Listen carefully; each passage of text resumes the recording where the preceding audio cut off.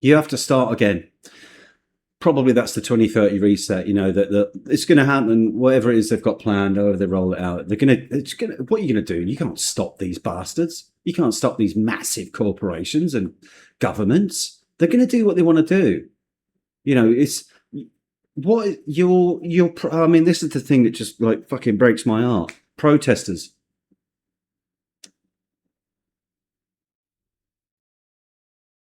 Just protesting.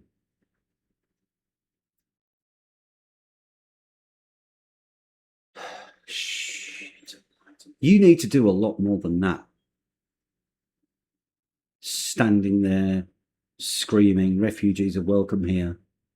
If you want change to happen on a meaningful level, I don't think politics is going to resolve it. I see the current thing is, how far can they push us? How far can they push the public?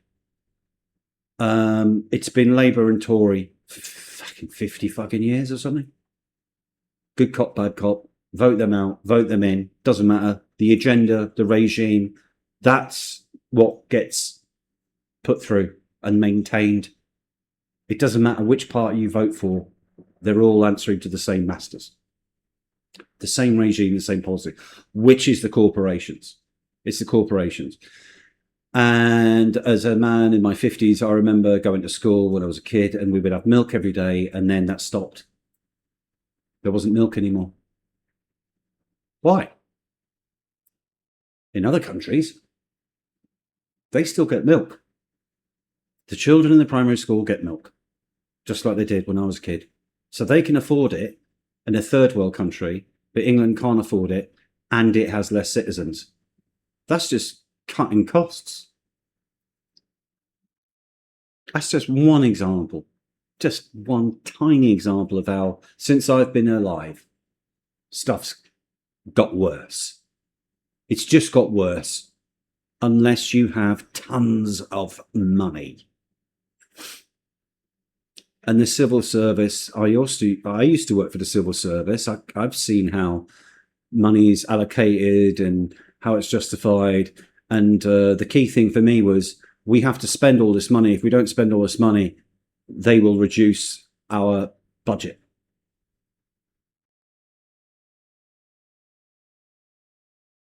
So we always need to think of ways of increasing why we need to increase that budget. And then taxes go up.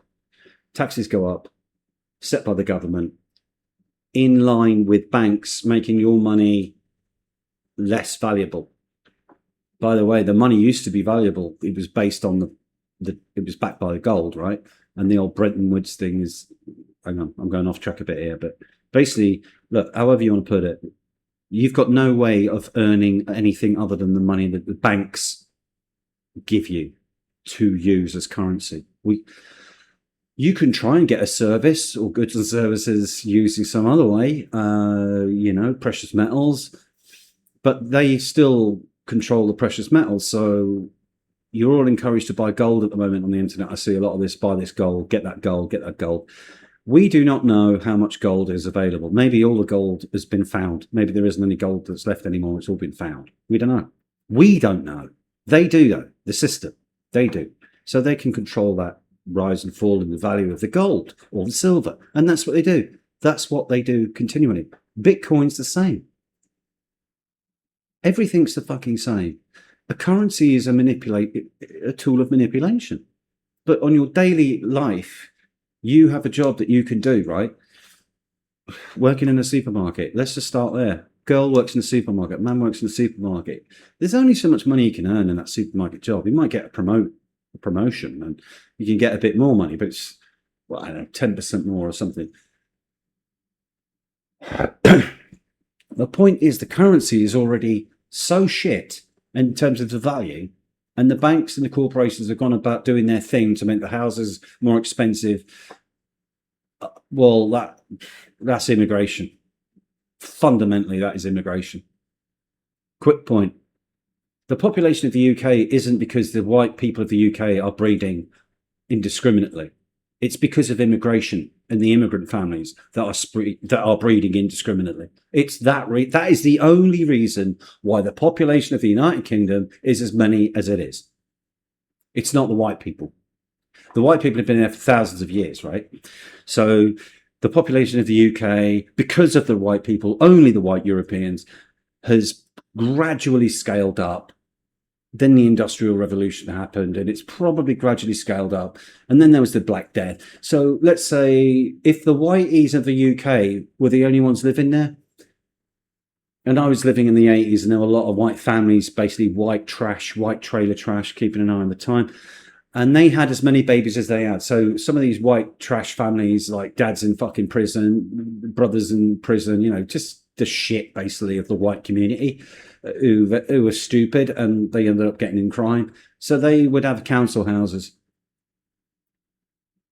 and really big families because, more kids means more money. Yeah, this is not ideal. This is not an ideal situation that you have that kind of family in these sinkhole estates costing the taxpayer quite a lot of money. And then you have people working class people working, middle upper, blah, blah, blah.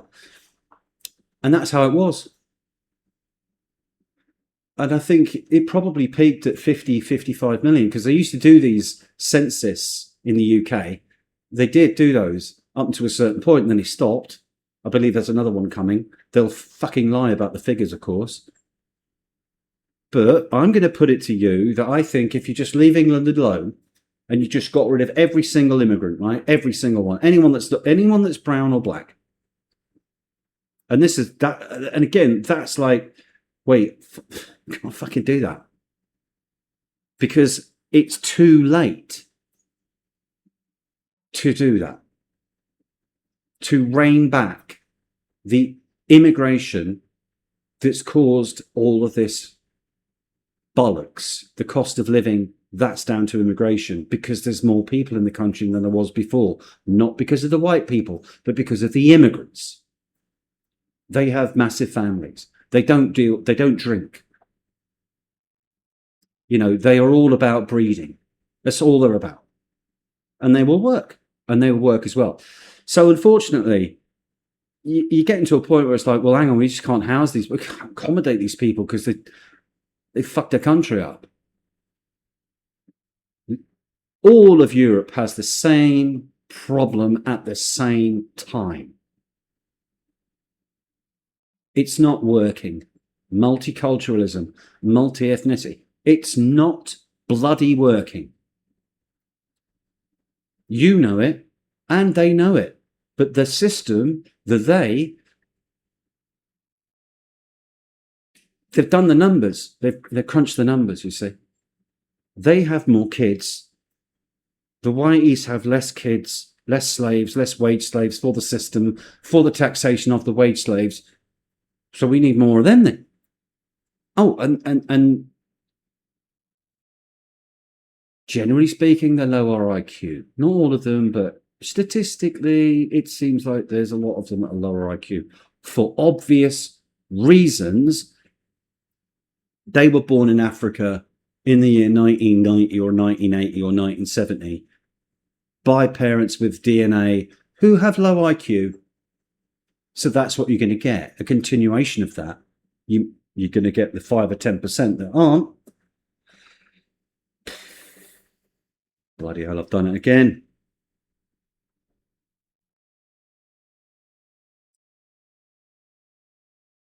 I'll get better at it over time, I think, but you're going to have to forgive me. I just can't fucking stay on topic. Just can't do it. Government, civil service, it all has to stop in the United Kingdom because it's just not working anymore. Like Rupert Lowe said, it's going to be painful. I don't know what his intentions are for the government and the civil service. Is he going to do a what's that character in the Marvel movie where he just basically gets rid of 50%? I can't think of his bloody name.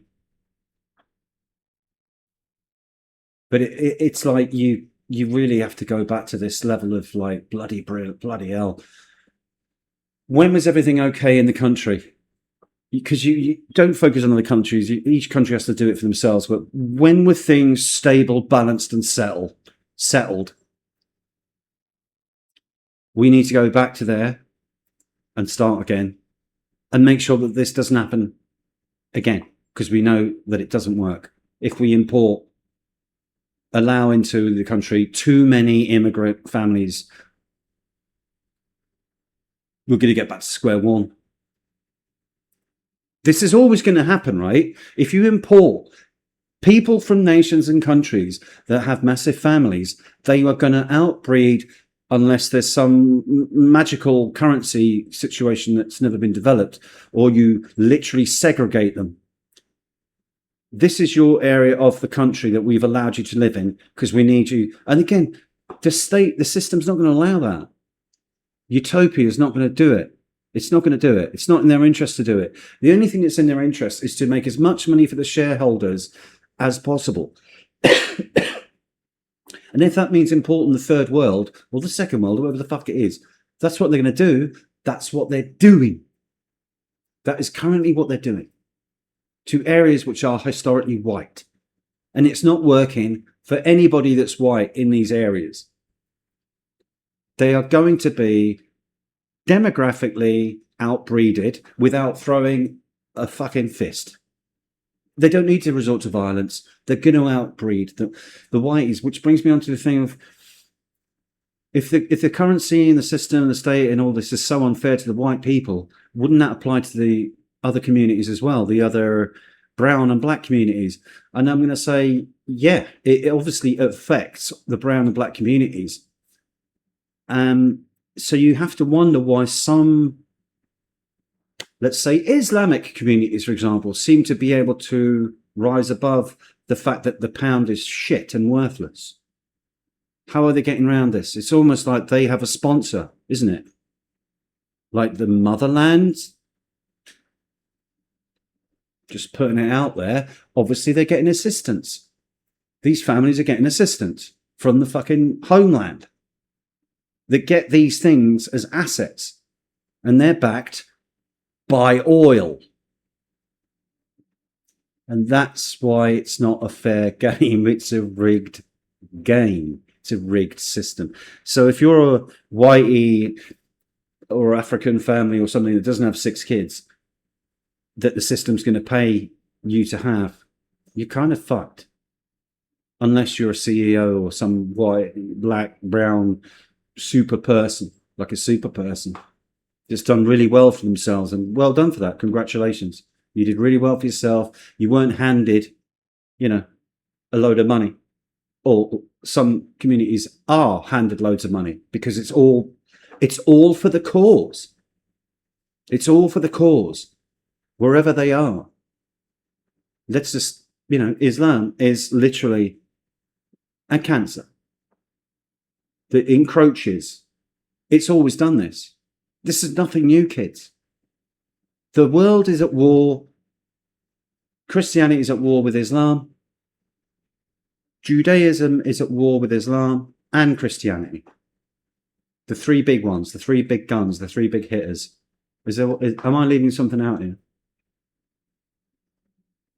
These religious wars do affect your life directly in a really funny, weird, roundabout sort of way. Governments, some of those people are Jews, connected to very powerful Jewish lobbies. They call it the Jewish lobby. But that's pretty much connected to the banks, and the banks are Jewish banks. So that's one. Then you've got Islamic situation. And no, I'm not suicidal.